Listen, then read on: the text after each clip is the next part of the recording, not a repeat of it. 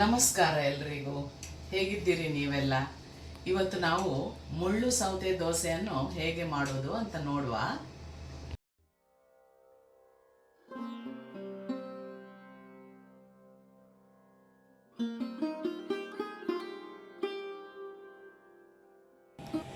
ಇದಕ್ಕೆ ಬೇಕಾದ ಸಾಮಗ್ರಿಗಳು: ಒಂದು ಚಿಕ್ಕ ಮುಳ್ಳು ಸೌತೆ, ಅದಕ್ಕೆ 1 ಕಪ್ ಬೆಳ್ತಿಗೆ ಅಕ್ಕಿಯನ್ನು ನಾನು ತಗೊಂಡಿದ್ದೇನೆ, 1 ಚಮಚದಷ್ಟು ಮೆಂತೆಕಾಳು. ಈ ಎರಡನ್ನು ಚೆನ್ನಾಗಿ ತೊಳೆದು ನೀರಲ್ಲಿ ನಾವು ಒಂದು 4 ಗಂಟೆ ನೆನೆ ಹಾಕಬೇಕು.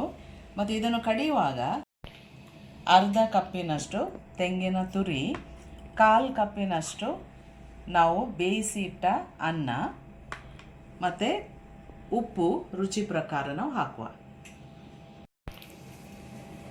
ಬೆಳ್ತಿಗೆ ಅಕ್ಕಿ ಮತ್ತು ಮೆಂತೆಕಾಳನ್ನು ಒಳ್ಳೇದು ಮಾಡಿ ತೊಳೆದು ಇದನ್ನು 4 ಗಂಟೆ ನೆನೆ ಹಾಕಿದ್ದೇನೆ. ಈಗ ಇದನ್ನು ಕಡಿಯುವಾಗ ಮುಳ್ಳು ಸೌತೆಯನ್ನು ಕೂಡ ಹಾಕಲಿಕ್ಕೆ ಇದೆ.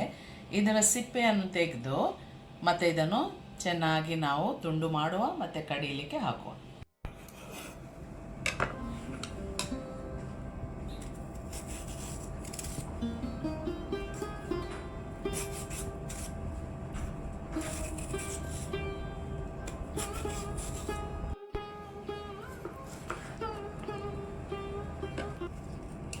ಇದರಲ್ಲಿ ಕೆಲವೊಮ್ಮೆ ಬೀಜ ಇರ್ತದೆ ನೋಡಿ, ಅದನ್ನು ತೆಗಿಬೇಕು.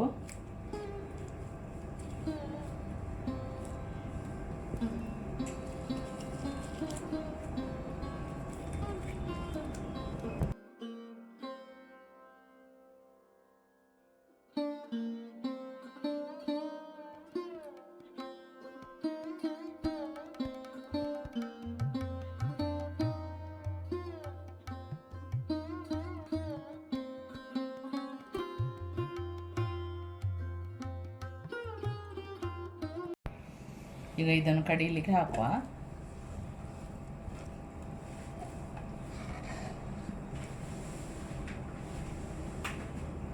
ಅದರ ಜೊತೆಗೆ ಬೇಯಿಸಿದ ಅನ್ನ,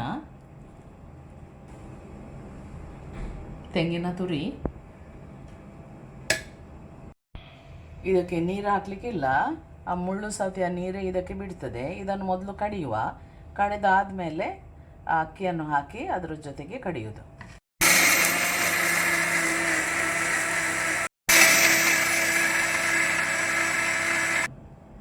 ಇದಕ್ಕೆ ನಾವು ನೆನೆಸಿ ಇಟ್ಟ ಅಕ್ಕಿ ಮತ್ತು ಮೆಂತೆಕಾಳನ್ನು ಹಾಕುವ.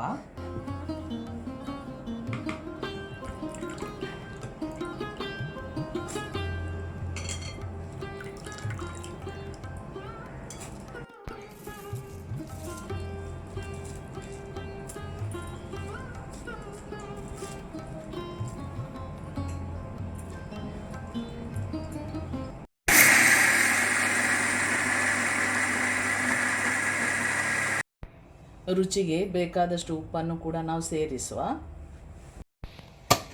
ಈಗ ಇದು ನಯವಾಗಿ ಕಡಿದಾಯಿತು. ಇದನ್ನು ಕಲಕಿಸಿ ಇಡುವ.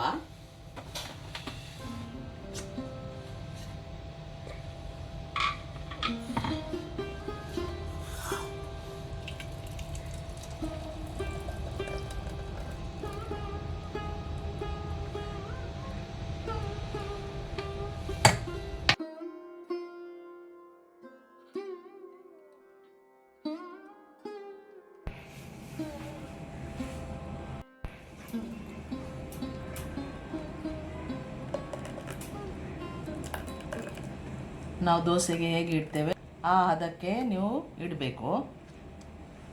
ಸ್ವಲ್ಪ ನೀರನ್ನು ಬೆರೆಸುವ.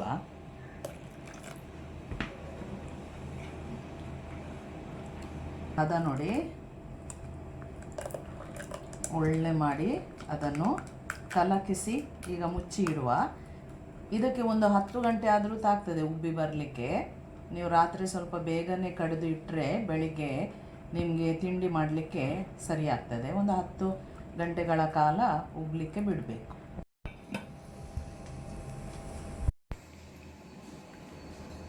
ಹತ್ತು ಗಂಟೆಯ ನಂತರ ಈಗ ಈ ಬಂದವನ್ನು ನೋಡಿ, ಒಳ್ಳೆಯದಾಗಿ ಉಬ್ಬಿಕೊಂಡು ಬಂದಿದೆ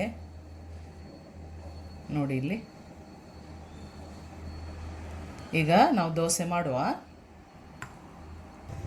ಕಾವಲಿ ಬಿಸಿಯಾದ ತಕ್ಷಣ ಒಂದು ಸೌಟು ಬಂದವನ್ನು ಇದಕ್ಕೆ ಹಾಕುವ. ತುಂಬ ದೊಡ್ಡ ದೋಸೆ ಬೇಡ. ಇದಕ್ಕೆ ಚಂದ ಕಣ್ಣು ಬರಲಿಕ್ಕೆ ಸ್ಟಾರ್ಟ್ ಆಗ್ತದೆ. ಅದನ್ನು ಸ್ವಲ್ಪ ನೀವು ಮುಚ್ಚಿಡಿ, ಮೀಡಿಯಂ ಫ್ಲೇಮಲ್ಲಿ ಇಡಬೇಕು. 2 ನಿಮಿಷದ ನಂತರ ನೋಡಿದರೆ ದೋಸೆ ರೆಡಿ ಆಗಿರ್ತದೆ. ಅದನ್ನೀಗ ತೆಗೆಯುವ. ನಾನು ಒಂದು ಚೂರು ಎಣ್ಣೆ ಅದಕ್ಕೆ ಹಾಕಿರಲಿಲ್ಲ ನೋಡಿ. ಇದೇ ರೀತಿ ಇನ್ನೊಂದು ದೋಸೆಯನ್ನು ಕೂಡ ನಾವು ಮಾಡುವ.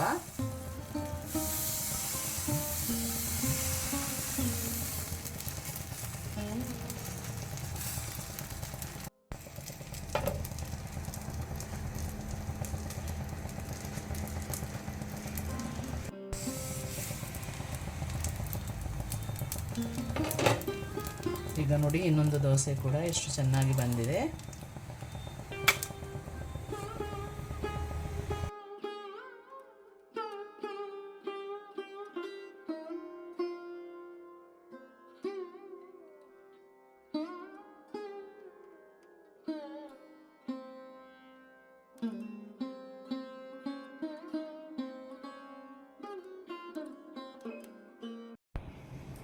ಮುಳ್ಳು ಸೌತೆಯ ದೋಸೆ ತುಂಬ ಪರಿಮಳವಾಗಿ ತುಂಬ ಮೆದುವಾಗಿ ಬರ್ತದೆ. ನೀವು ಕೂಡ ನಿಮ್ಮ ಮನೆಯಲ್ಲಿ ಮಾಡಿ ಹೇಗೆ ಆಗಿದೆ ಅಂತ ನನಗೆ ಕಮೆಂಟ್ಸ್ ಮೂಲಕ ತಿಳಿಸಿ. ಇನ್ನೊಂದು ರುಚಿಕರ ಬ್ರೇಕ್ಫಾಸ್ಟ್ ರೆಸಿಪಿಯೊಂದಿಗೆ ನಾವು ಸಿಗುವ. ಅಷ್ಟರವರೆಗೆ ಟೇಕ್ ಕೇರ್. ಬಾಯ್ ಬಾಯ್.